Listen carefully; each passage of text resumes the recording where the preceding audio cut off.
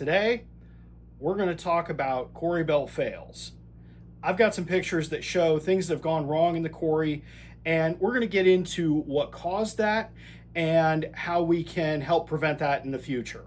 Before we dig into this, I'd like to ask, please take a quick second, subscribe to my channel if you haven't already. It's free, really helps me out. I appreciate it. Now, here are some common failures we've seen with our Quarry belts. This video is presented by WF Myers Equipment Rental. If you need a rental quarry saw or a 30-inch circular saw that's ready in a hurry, check out wfmyersequipmentrental.com.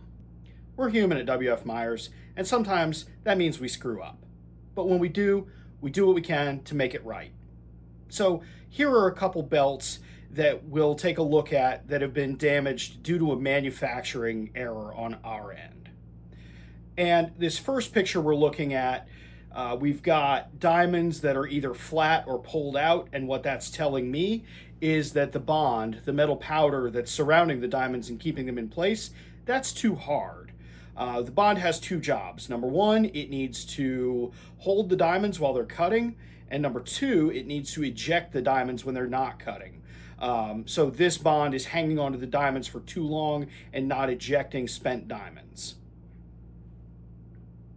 Now, in this picture, it looks like we've got some separation where the belt's pulling apart at the segments.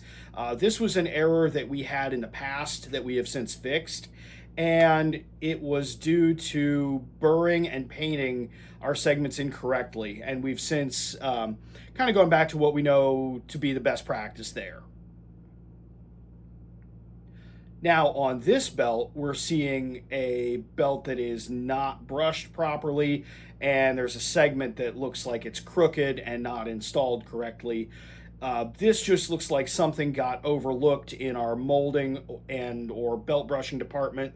Maybe we had somebody new brushing the belt, and I know in the molds it can be kind of hard for our guys to see down in them sometimes, so occasionally that results in a segment getting crossways, and looks like we caught this one before it left our shop. Now let's take a look at some belts that have had some issues out in the field. Quarries are tough places, it's a demanding work environment, and even the best tools will be pushed to their limits in quarries. If you're in the business, you absolutely know that. So here we are looking at a picture of too much slurry.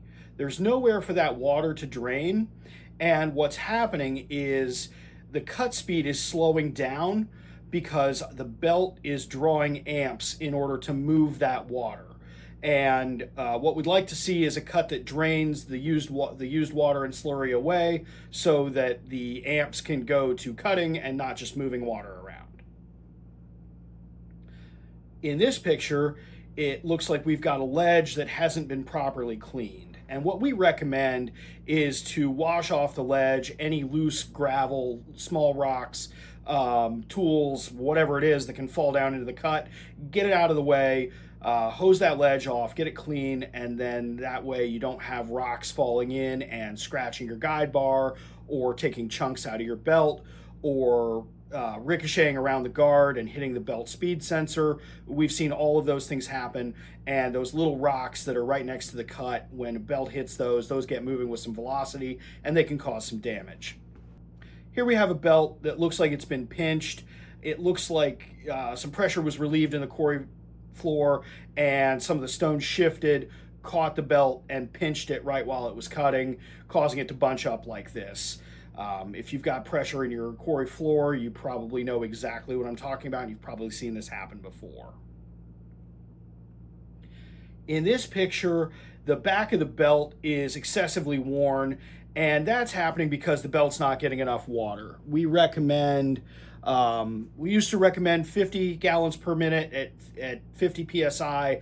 I don't really think that's necessary, but you should have at least 25 gallons a minute coming to your saw to keep this from happening. Now in this picture, we've got a pretty classic case of the belt stopping moving while that drive wheel liner continues to spin. So what happens then is that liner gets hot and melts, and when it cools, it'll stick to the belt, and you've got a liner and a belt stuck together. You need to send it back to WF Myers and have us fix it.